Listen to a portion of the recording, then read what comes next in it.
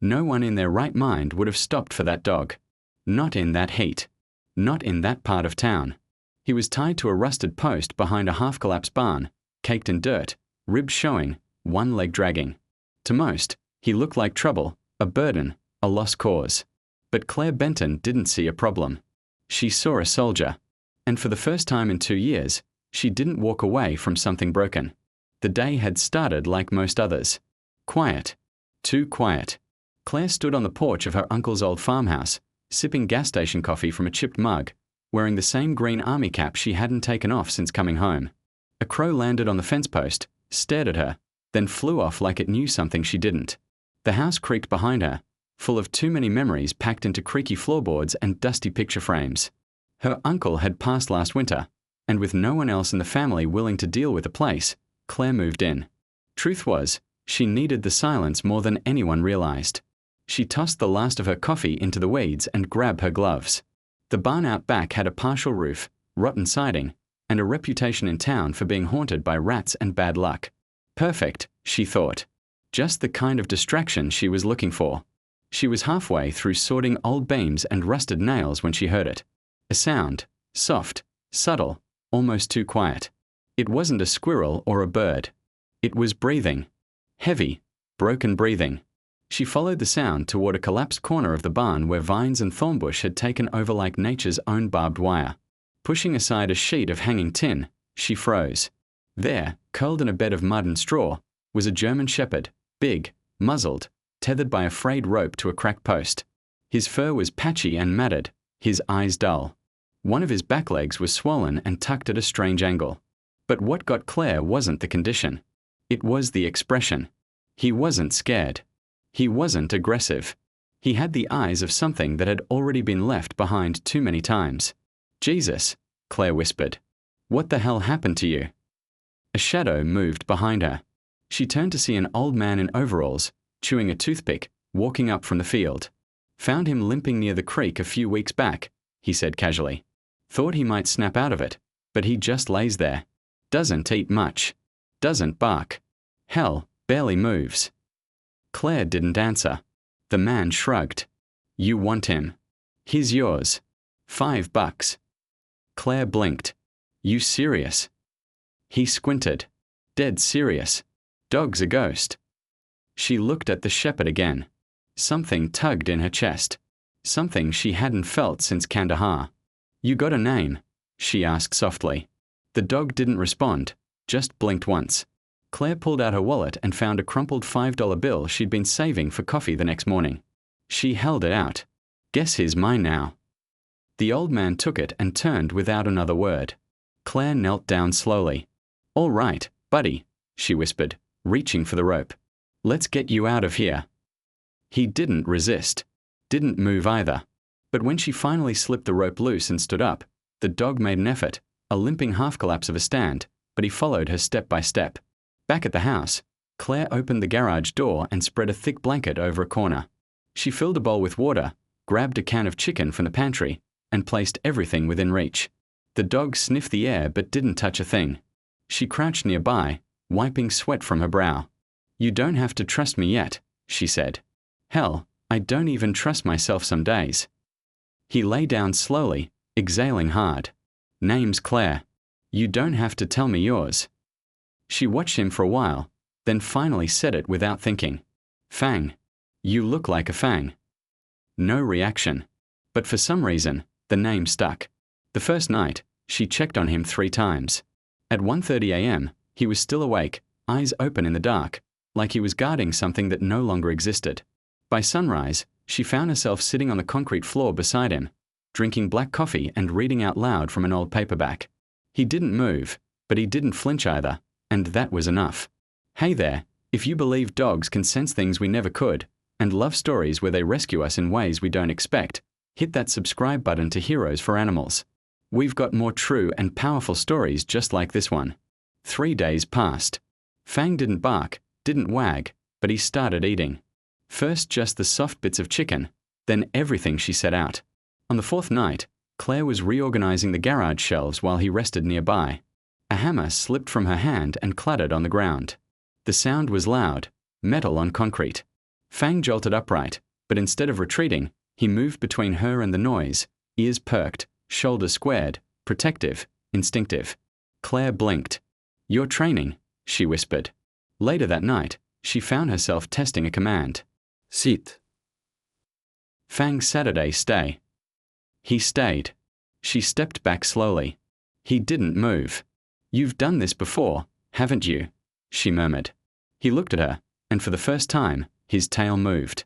Just once, but it was real. The next morning, she stopped by the hardware store in town. A clerk offered her a bag of dog food and asked how long she'd had her pup. "Just found him," she replied. "Not sure where he's from." The clerk smiled. "Well, he found you, too." Claire thought about that on the drive home because maybe that was true. Maybe some animals weren't just lost. Maybe they were waiting for someone who knew what it meant to be broken and come back anyway. That night, Claire set up a small fan in the garage. Summer heat was coming early this year. She lay beside Fang on the floor, staring at the rafters. "I don't know what you've seen," she whispered. "But if you're anything like me, it stays with you, doesn't it?" Fang shifted just a bit and rested his head near her arm. Claire closed her eyes and let the silence hold them both. Not as soldier and dog, not even as rescuer and rescued, just two beings who knew what it meant to survive something no one else saw. And for the first time in a long time, Claire Benton slept through the night. Some dogs bark, some wag, some spin in circles or chew on tennis balls like their life depends on it. But Fang did none of that.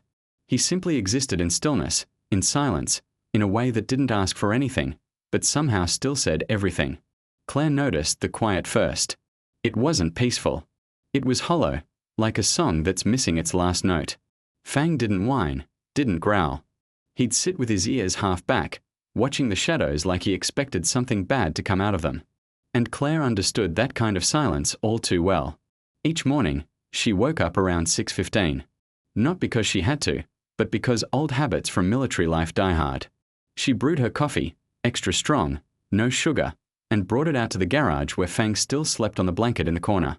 She never woke him, just sat there reading or scrolling through the local news, pretending the world wasn't as loud as it really was. Then, without fail, he'd open one eye, just one. She started leaving half a bagel for him, usually plain, sometimes cinnamon raisin if she got a good deal from the bakery downtown. He didn't touch it the first couple days. Then, on a Thursday, it was gone. Crumbs and all. She didn't say anything, just smiled into her mug. By the end of the week, Fang had begun to follow her, not closely, but consistently. If she went to the kitchen, he was behind her. If she worked in the yard, he'd rest by the step, head on his paws. He still limped heavily. The swelling in his back leg hadn't gone down, and every now and then, he'd pause mid-step like the pain caught him by surprise. Claire made a mental note to find a local vet. But the truth was, she didn't have the money yet. Fixing up the farmhouse had already eaten through most of her savings. She'd taken on part-time shifts at the county library just to pay for electricity and Wi-Fi. Still, she figured if she could make it through 2 deployments and a roadside bomb, she could find a way to take care of a dog. One night, Claire found herself digging through an old box of her uncle's military memorabilia. Just dusty medals, faded patches, and brittle letters. She wasn't sure what she was looking for, but Fang padded up beside her and stared at the box like he recognized something. She noticed the way his nose twitched when it hit the scent of leather, an old belt with a US Army buckle. "Does this feel familiar?" she whispered. Fang didn't respond, but he sat down and stayed, just watching. Claire leaned back against the wall, exhaling. "I get it," she murmured. "Sometimes memories are weight you carry, not something you use." The next morning brought something unexpected. Claire had the local news on while washing dishes. The segment was about military working dogs, a retired handler talking about the bond between soldier and canine. As soon as the sounds of marching boots came through the speakers, Fang stood up straight, not startled, not scared, alert, focused, like someone flipped a switch. Claire shut off the faucet and turned around. Fang hadn't moved like that since the day she brought him home. His ears were sharp, his tail stiff, his chest up like he was waiting for orders. She didn't speak, didn't want to break the moment. He held the stance for nearly a full minute before sitting down again, slow and deliberate. Claire felt a chill run down her back. That wasn't just instinct. That was training. She spent the afternoon doing research. She looked up signs of former service dogs, how to identify past military training, how some dogs were repurposed after tours, and others disappeared. Most were tagged, chipped. But if a dog went MIA or was lost during action, sometimes they just fell off the record. By dusk, Claire sat cross-legged on the porch, her laptop glowing in the fading light. Fang curled up beside her like a shadow. She rested a hand on his back. "Who were you before this?" He didn't answer, of course, but his breathing shifted, slower, steadier. "Who left you behind?" 2 days later, she got her answer. Sort of. It started with a metal bucket. Claire had left it out by the fence after watering the garden. That morning, she accidentally kicked it while reaching for the hose. It clanged against the concrete, loud and sharp. And before she could even blink, Fang jumped between her and the bucket, lowering himself, growling low, not at her, but at the sound. Claire froze. Then slowly, she stepped back. Fang didn't move until she touched his shoulder gently. "You were protecting me." He looked up at her with calm, calculating eyes. Something about it made her chest tighten. She walked back into the house in silence. Later that evening, just to see what would happen, she pointed a finger at him like a fake pistol and said, almost laughing, "Bang." Fang dropped flat on the ground, still, head tilted sideways like he'd done it 100 times before. Claire's mouth fell open. "I didn't teach you that," she whispered. From the porch, a voice chimed in. "No, but someone did." It was her neighbor, Mr. Harris, a retired Marine with a bad hip and a habit of watching from his porch like it was a second job. He sipped from his coffee thermos and walked over. "That dog's been trained. Not just backyard obedience, either. That's tactical response behavior." Claire nodded slowly. "I was starting to think the same thing." Mr. Harris knelt beside Fang. "I've seen that look before. Eyes like that don't forget war." Claire didn't reply. She just stared at Fang, and for the first time, really saw him. Not just a stray, not just a dog, something lost that had once been found. That weekend, Claire built a small enclosure outside the garage with an old gate and fresh gravel. She made a sign from a broken fence board, "Fang's Yard, Veterans Only." He started spending time there on his own, sitting alert, facing the road like he had a job again.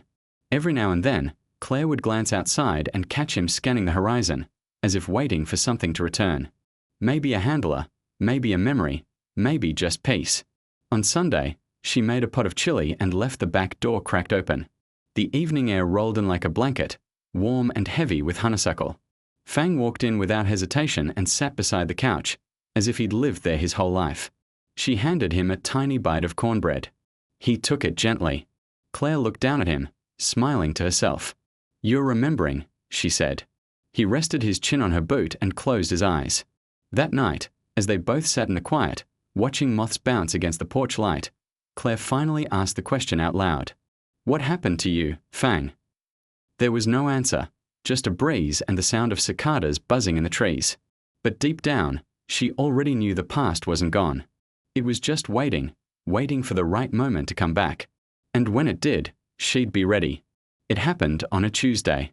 Not that it was special, just another humid summer morning in rural Tennessee.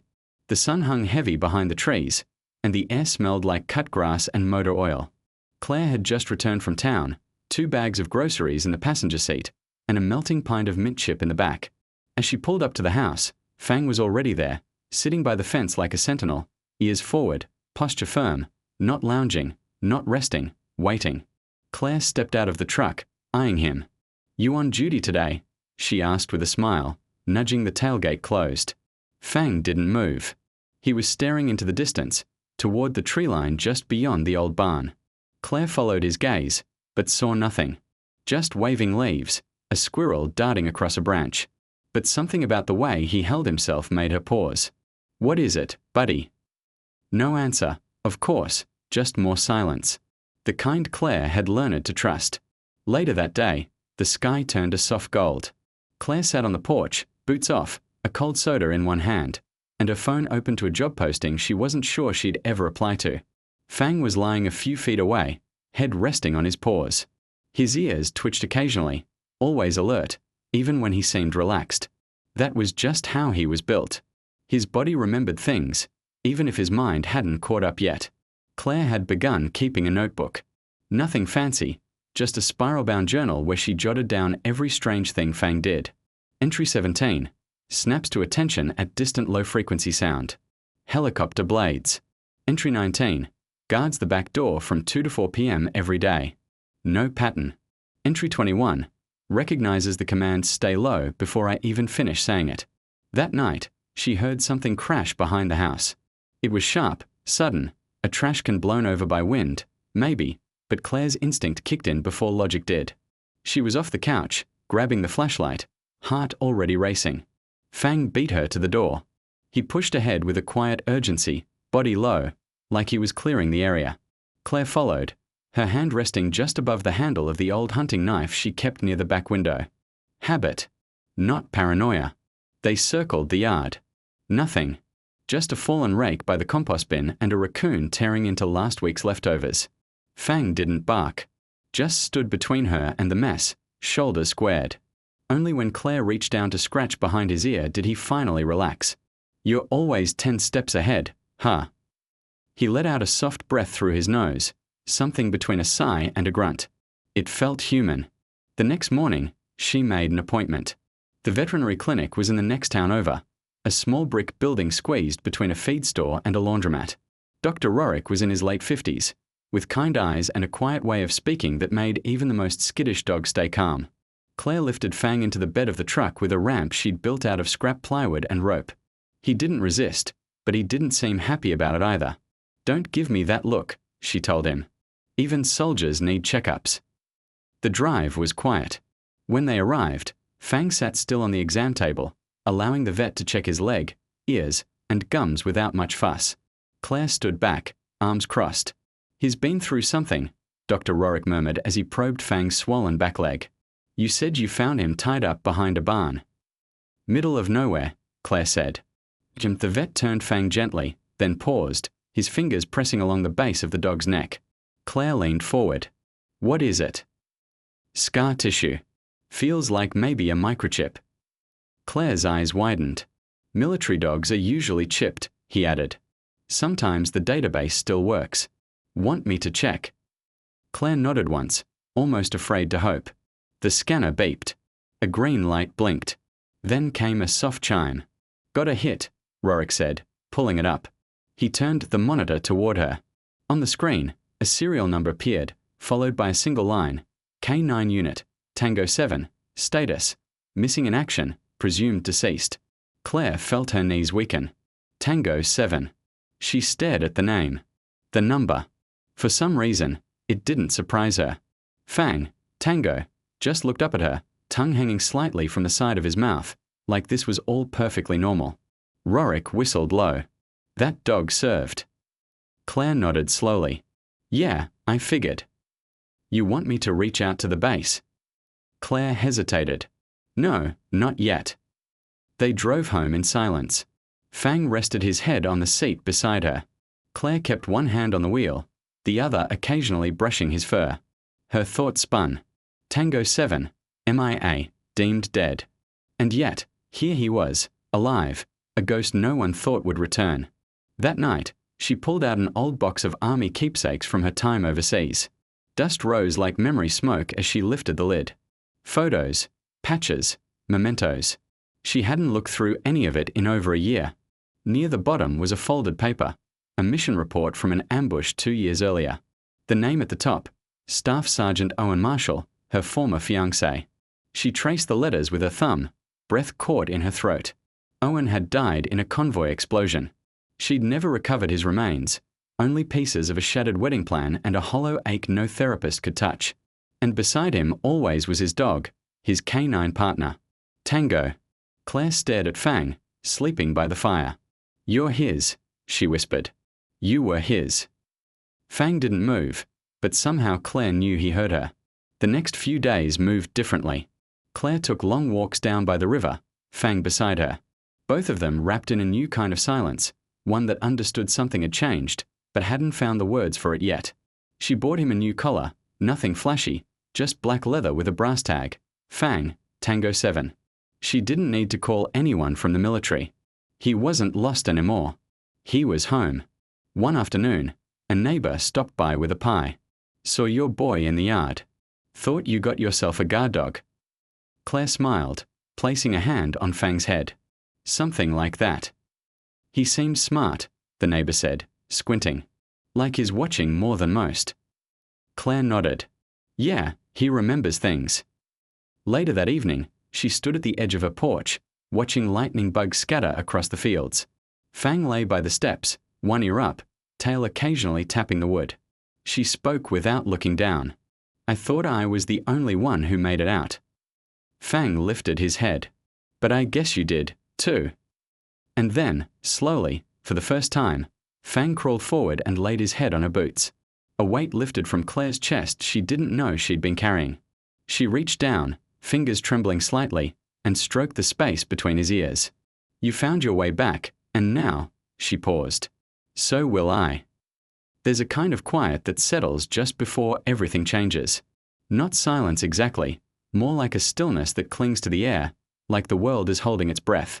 That was the feeling Claire got the morning everything went sideways. The day started like any other. Coffee brewed in the old French press. The screen door creaked the same way it always did, and Fang was already up before her, sitting outside under the oak tree, watching the fields like a soldier on patrol. Claire joined him with her mug in hand, barefoot on the dewy grass, her favorite flannel shirt hanging open over an old army tee. You ever take a day off? She asked with a grin, nudging his side with her foot. Fang didn't react, just kept staring into the distance. She followed his gaze. Nothing. Still, that feeling lingered in the air, the kind that made the hairs on the back of her neck stand up. By midday, the heat had rolled in like a slow wave, pressing down on everything. Cicadas buzzed in the trees, and the wind had gone completely still. Claire busied herself cleaning out the shed behind the garage, mostly old tools, rusted cans of paint, things her uncle hadn't thrown away but probably should have. Fang followed her inside but kept to the doorway, watching. It wasn't until she pulled out a heavy toolbox from under the shelf that she noticed it. The wood along the baseboard had been chewed, scratched, fresh. She knelt down, running her fingers along the grooves.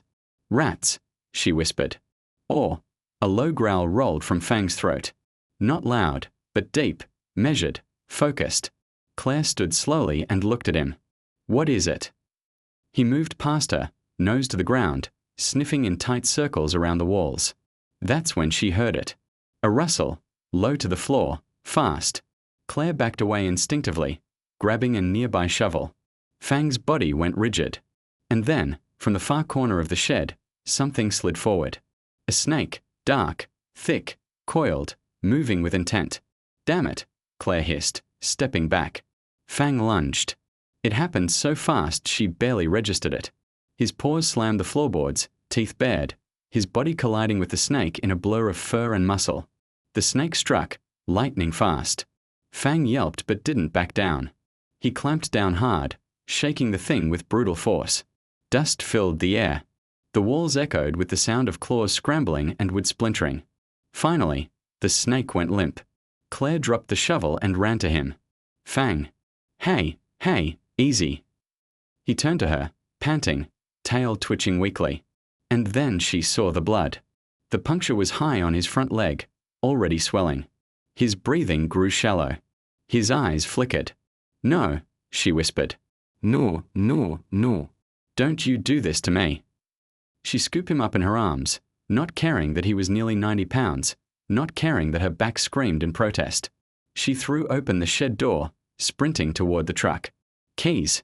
Where were the damn keys?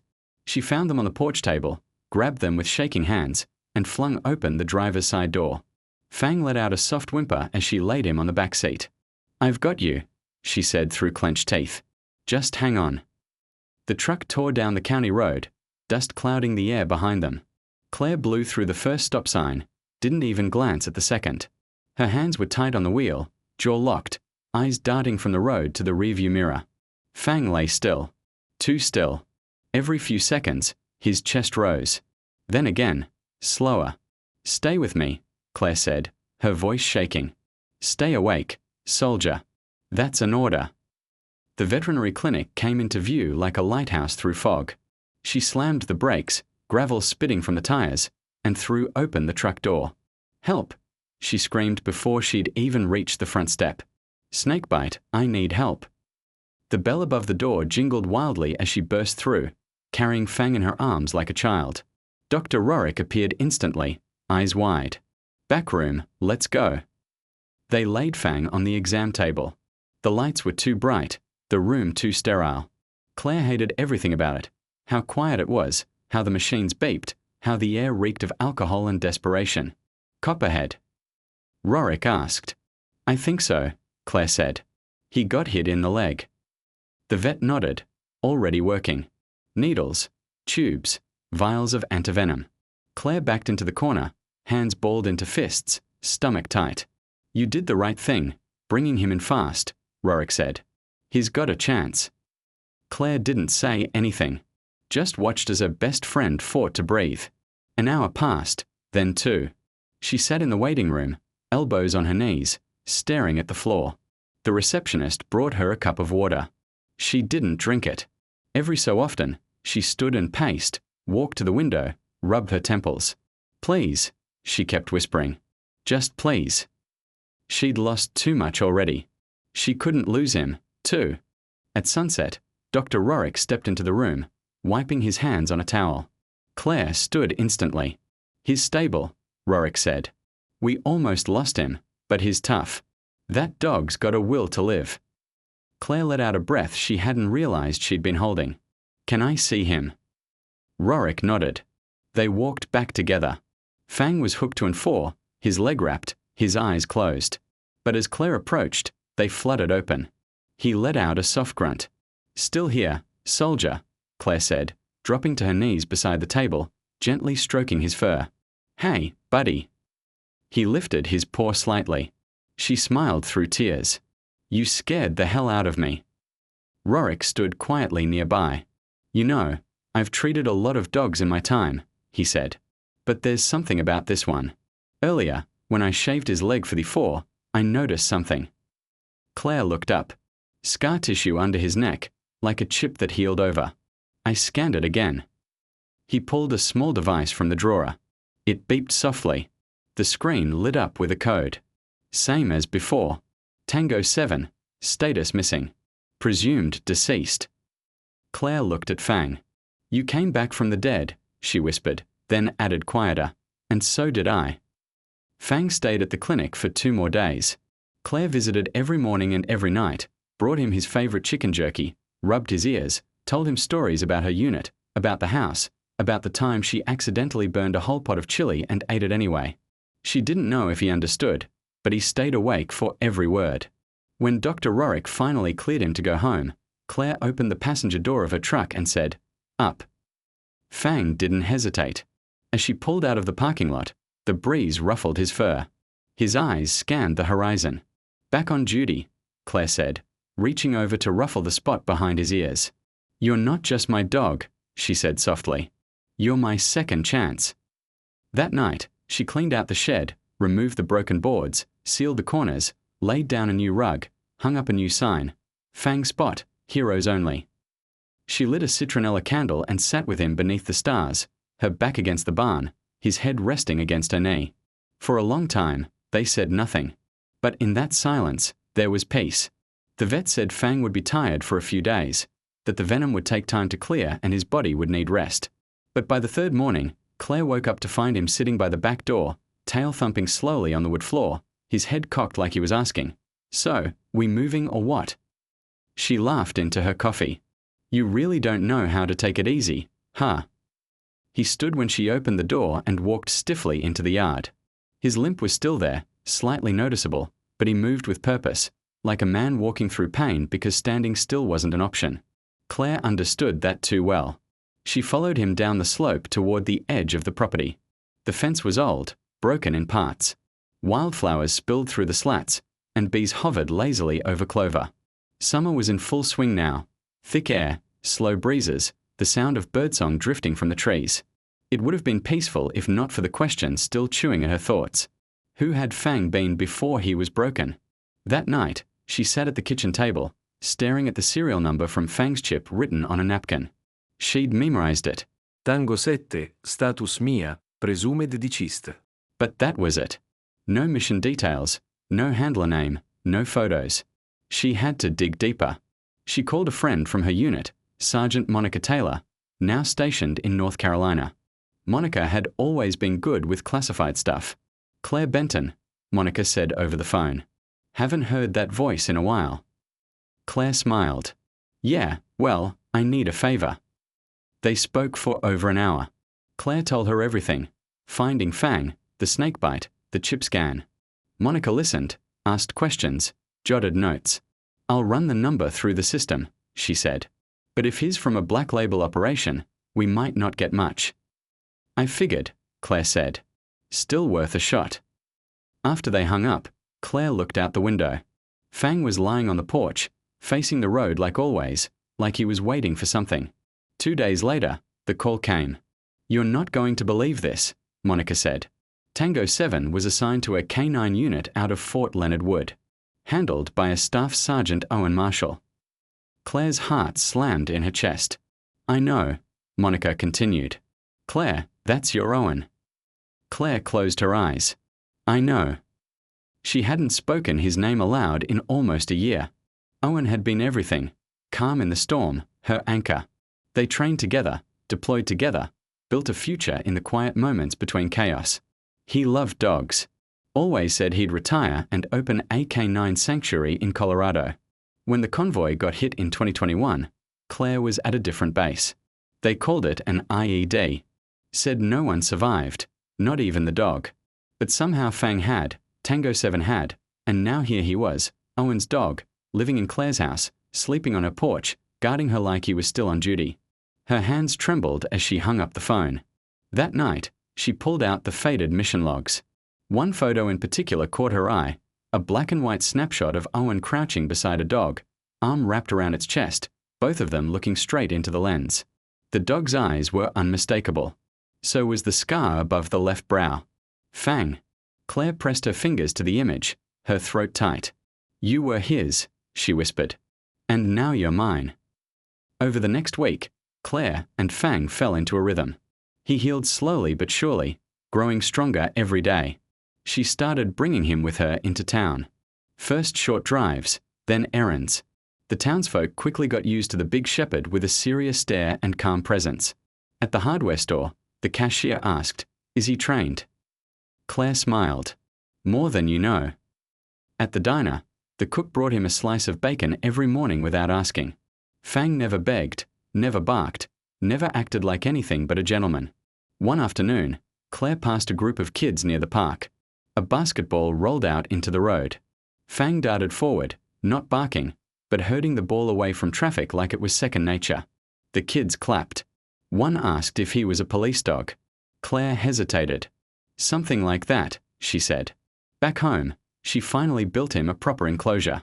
Not a cage, a space. With shaded cover, clean gravel, a raised bed, and a water fountain made from an old whiskey barrel. She hung a new sign on the gate, Fang of Fang, retired but ready. He liked it, spent most mornings out there basking in the sun, watching birds and mail trucks with equal suspicion. One Sunday evening, Claire sat on the porch with a glass of lemonade. The sun was sinking behind the trees, coloring everything in orange and gold. Fang rested nearby, one ear up, his breathing slow. Claire looked over at him. You remember him, don't you? Fang didn't move, but his eyes flicked toward her. You knew when to let go. You knew how to survive. Her voice broke. I wish I'd had that strength. She stood, walked over, and knelt beside him. I think maybe you came back for both of us. Fang lifted his head, nudged her hand. Later that night, the doorbell rang. Claire frowned. No one ever came by this late. She opened the door to find a man in a polo shirt and khakis, mid-40s, clipboard in hand, nervous smile. Hi, he said. Sorry to bother you. I'm with the DoD K9 Reclamation Division. Claire froze. Excuse me. We were recently notified that a former military working dog, Serial Tango 7, was found alive in your custody. That's this dog, right? He pointed to Fang, who had already stepped forward, positioning himself slightly between Claire and the man. The agent cleared his throat. Per protocol, We are required to offer re-enlistment evaluation or recovery of the dog, depending on condition. Claire folded her arms. He's not going anywhere. The agent smiled awkwardly. I understand, but technically he's government property. No, Claire said, her voice flat. He was. Then he was declared dead. Then he was forgotten. The man shifted on his feet. Look, I'm not here to take him from you. In fact, I think there's a better option. Claire raised an eyebrow. An honor designation, he explained. It's rare, but in cases like this, we retire them officially. Full honors, medical care covered, ownership transferred. He becomes yours. Claire stared at him. You can do that. We already started the paperwork.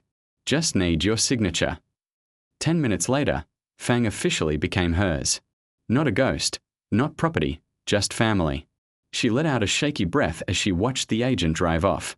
Fang sat at her side, his tail wagging once, slow and steady. Claire leaned down and kissed his head. You're home, she whispered. And now the world knows it, too. That night, she couldn't sleep. So, she wrote a blog post, a letter, maybe something for the newspaper. It began simply, 2 years ago, the military lost a dog. They called him Tango 7. I just call him Fang. And this is the story of how we saved each other. The ceremony wasn't big, just a few rows of folding chairs, a podium set up outside the county courthouse, and an American flag flapping gently in the July breeze. No marching band, no fancy uniforms, but somehow that made it feel more real. Claire stood near the front in a navy blue dress she hadn't worn since her last military funeral. It still fit, barely. She wasn't used to wearing anything but boots and jeans anymore. But today wasn't about comfort. It was about respect. Fang sat beside her in a newly fitted black vest embroidered with 2 words, honorably retired. He wore it like a second skin, calm, still, eyes steady. His wound had long since healed, though his limp remained. The vet had said it might never go away completely, but it didn't slow him down much. Not anymore. A man from the Department of Defense approached the podium and cleared his throat. Today we recognize the extraordinary service of K9 Tango 7, also known as Fang, a dog who went missing in combat, was presumed dead, and against all odds found his way back. Not to a base, not to a mission, but to someone who understood what it meant to be lost and still choose to keep going. He looked at Claire. Staff Sergeant Claire Benton, thank you for bringing him home. The small crowd clapped politely. Some stood. Claire swallowed the lump in her throat and gave a brief nod. She wasn't good with attention. Never had been. Fang leaned against her leg, gently grounding her. Afterward, a few people came up to pet Fang or shake Claire's hand. A couple of veterans saluted her. A woman from the local newspaper asked for an interview. Claire declined but handed her the blog link instead. Back at the truck, she peeled off her shoes and let Fang hop into the passenger seat. You did good today, she said, rubbing behind his ears. Even if you hated all that standing around. Fang gave a low huff and licked her wrist. Life didn't go back to normal after the ceremony. It went forward. Claire accepted a new job working with a non-profit that paired retired canines with combat veterans struggling with PTSD. She helped them adjust, helped the dogs adjust, too. She and Fang visited schools, local shelters, and even the VA hospital once a month. She never expected to become an advocate, but then again, she hadn't expected to survive war either. And yet, here they were. One September evening, she was stacking firewood outside the house when she heard a car pull up. She turned, expecting a neighbor or maybe a delivery. But when the door opened, she froze. It was a young man, early 20s, lean build, wearing a faded army t-shirt and jeans. His expression was uncertain, like he wasn't sure if he should be there. Can I help you? Claire asked, wiping her hands on her jeans. He stepped forward slowly. My name's Jason, he said. Jason Marshall. Owen was my older brother. Claire's breath caught. Jason swallowed hard. I heard about the dog. The story made its way around some army forums. I didn't know if it was real, but I had to see for myself. Fang had already come to the door. The moment he saw Jason, he stopped, stared, then slowly, cautiously walked forward. Jason knelt in the grass, reaching out his hand. Fang pressed his forehead into the boy's chest. I remember you, Jason whispered, tears in his eyes. You were just a pup back then. Claire looked away, blinking fast. They sat on the porch for hours that night, Jason, Claire, and Fang. They shared stories about Owen, about the dog that had once slept at the foot of his bunk every night, about the time Fang had found a missing soldier in a storm, about how Owen said more than once, "If I don't make it home, at least I know Tango will take care of someone else." Jason showed her a picture she'd never seen before, Owen with Fang as a pup, both smiling like the world hadn't touched them yet. He loved this dog, Jason said. More than anything. Claire nodded. He still does. I feel him every time Fang looks at me like that. Jason exhaled slowly. You think he knew? Claire didn't answer for a long time. Then she said, I think maybe this was his way of keeping a promise. As fall settled in, the days got shorter. The porch grew quieter. Claire found herself talking more, not just to Fang, but in classrooms, on podcasts, and online forums for female vets. She told people the truth, that survival isn't always loud. Sometimes it's a dog sleeping at your feet. Sometimes it's silence in the middle of the night that no longer feels like a threat. Sometimes it's knowing that someone, somewhere, still has your six, even if they walk on four legs. Fang became a local legend. The sheriff's department made him an honorary deputy. The mayor gave him a key to the city in a ceremony at the fall fair. Kids asked about him at the grocery store. The local high school art class painted a mural of him on the side of the animal shelter. But through it all, Fang stayed the same, calm, loyal, grounded. He didn't need medals. He had Claire. On Christmas morning, they went for a long walk through the woods behind the house. Snow dusted the branches, and the world was still, like it had paused just for them. Claire wore her dad's old flannel jacket. Fang wore a red scarf one of the VA nurses had knitted for him. As they reached the ridge overlooking the valley, Claire stopped and took it all in.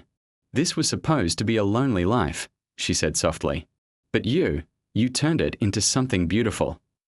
Fang looked up at her, tail wagging slowly. She bent down and pressed her forehead to his. Merry Christmas, soldier. Months later, a package arrived in the mail. It was a hardcover book, The Ones Who Returned, stories of canines and the soldiers they saved. Claire opened it and found her chapter, printed in neat black text. The photo they'd chosen showed her and Fang sitting on the porch, side by side, bathed in late afternoon light. She ran her fingers over the page, then closed the book. Now every evening, before the sun sets, Claire lights a lantern on the porch. Fang lies nearby, eyes half closed but still alert, waiting, not for a command, not for a mission, just for the simple reassurance that they're both still here, still breathing, still whole. And that's how they stayed. A woman who thought she was broken, and a dog who refused to let her forget that healing is possible, even for the ones no one saw coming back. Thank you for joining us for this emotional journey. If you've ever experienced the silent strength of a dog or felt rescued by something you didn't even know you needed, this story was for you. We'd love to hear from you. Have you ever had an animal show up in your life when you needed the most? Share your story below. And don't forget, subscribe to the channel for more real-life stories that remind us all the bravest hearts don't always walk on two legs.